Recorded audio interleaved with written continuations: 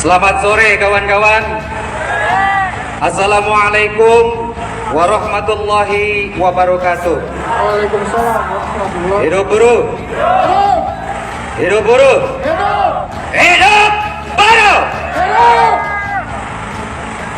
Perkenalkan, nama saya Zainal Abidin alias Salman, selaku Ketua Umum Federasi Transportasi Pelabuhan Indonesia, Federasi Buruh Transportasi Pelabuhan Indonesia atau DPP FPTPI.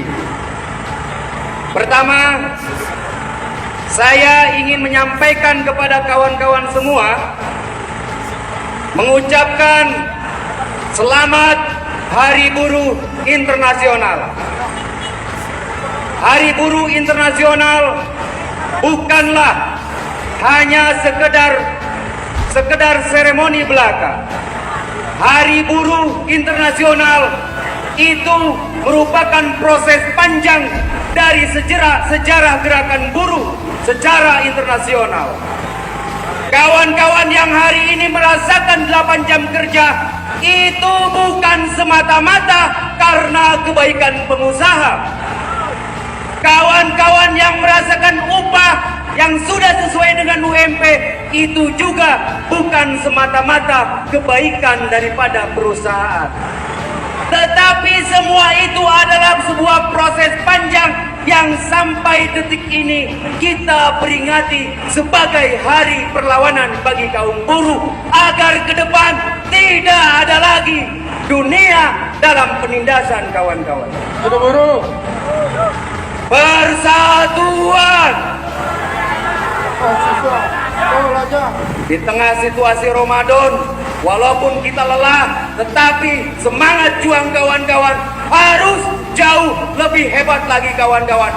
Persatuan. Buruh tani mahasiswa belajar. Buruh, tani, mahasiswa, pelajar. Persatuan. Yang kedua, saya sangat menyayangkan di tengah situasi memperingati Hari Buruh Internasional terjadi penangkapan terhadap kawan-kawan mahasiswa dan pelajar. Seharusnya kita harus ingat terhadap apa yang disampaikan, apa yang dicita-citakan oleh pendiri bangsa kita, bahwa negara ini diciptakan berlandaskan untuk apa? Pertama, untuk melindungi segenap rakyat Indonesia. Tetapi faktanya pada hari ini, ketika buruh mau melakukan aksi ke Polres, mau melakukan aksi ke kantor polisian, tidak boleh banyak-banyak, alasan COVID-19. Tetapi kenapa penangkapan bisa banyak-banyak? Betul. Sekali lagi kita meminta kepada aparat kepolisian agar berkoordinasi dengan aparat kepolisian yang ada di Polda Metro Jaya, agar secepatnya kawan-kawan mahasiswa yang akan bersolidaritas melakukan dukungan kepada kawan-kawan buruh segera dibebaskan oleh pihak kepolisian. Yang kedua, bahwa bukan hanya melindungi segenap bangsa Indonesia, tetapi seluruh tumpah darah Indonesia. Karena kemerdekaan bangsa ini bukanlah hadiah dari Belanda, kawan-kawan. Ada andil kaum buruh, ada andil rakyat yang terlibat dalam perebutan kemerdekaan ini. Kemerdekaan bangsa ini bukanlah semata-mata pemberian dari Jepang, kawan-kawan. Tetapi kemerdekaan ini ditebus dengan tetesan keringat, genangan darah, bahkan nyawa para syuhada kita.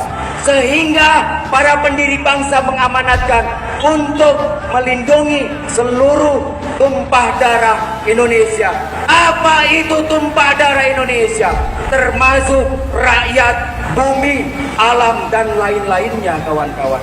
Tetapi dengan undang-undang Omnibus Law yang mengeksploitasi bukan hanya tenaga manusia, tetapi mengeksploitasi sumber daya alam yang ada pada hari ini. Yang dirasakan oleh rakyat adalah apa kawan-kawan? Ketika hutan habis dibabat, dijadikan kebun sawit, kebagian longsor dan banjir bandang. Inilah yang disebut bahwa rejim Jokowi Amin Ma'ruf telah gagal mensejahterakan rakyatnya pada hari ini. Betul. Bahwa rejim Jokowi Ma'ruf Amin hanya mengakomodir kepentingan para pemodal, tidak sedikit pun mengakomodir kepentingan rakyat mayoritas. Faktanya hari ini kawan-kawan supir di sini bisa dilihat, dari dulu sampai hari ini nasib mereka tidak memiliki kepastian. Betul? Apakah hanya akan tinggal diam kawan-kawan? Apakah hanya diam?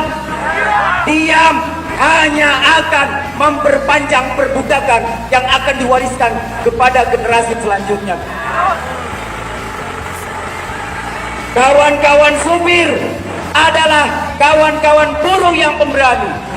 Mereka bertaruh nyawa, bukan hanya tenaga, waktu dan pikiran, tetapi nyawa dikorbankan. Tetapi apa balasan dari perusahaan kawan-kawan? Apakah ada anggota dewan datang kepada kawan-kawan? Apakah ada partai politik datang kepada kaum buruh? Jangan pernah menitipkan nasib kita kepada partai borjuasi manapun pada hari ini, kawan. Jangan pernah menitipkan nasib kawan-kawan kepada pengusaha. Karena nasib kita hanya mampu dirubah oleh kita sendiri.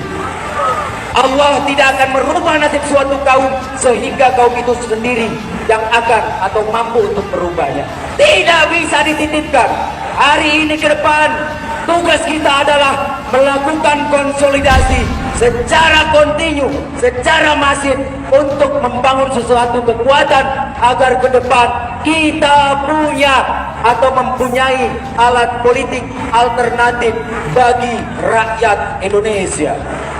Karena nasib kita sekali lagi tidak bisa dititipkan kepada partai borjuasi manapun kawan-kawan. Ketika kawan-kawan buruh elit ter-PHK, ketika kawan-kawan supir hanya mendapatkan uang ketupat, apakah ada empati dari anggota dewan dan partai-partai borjuasi? Lalu apalagi yang diandalkan kawan-kawan? Sekali lagi, kaum buruh, rakyat miskin kota, perempuan-perempuan yang berlawan, dan rakyat seluruhnya, ayo bahu-membahu untuk membangun suatu kekuatan agar ke depan sekali lagi kita mampu menciptakan alat politik kita sendiri ke depannya. Siap kawan-kawan? Karena apa? Orang tua kita pernah bilang bahwa tidak cukup dengan berdoa kemudian nasib kita akan berubah. Tidak. Hanya kesadaran masa rakyat, hanya rakyat-rakyat yang sadar yang akan mampu menunjukkan revolusi yang sejati sesungguhnya kawan-kawan. Jadi tidak cukup kita hanya berdoa. Di peringatan May Day ke depan kita melakukan suatu perubahan agar dunia baru tanpa adanya penindasan dan penghisapan bagi rakyat Indonesia.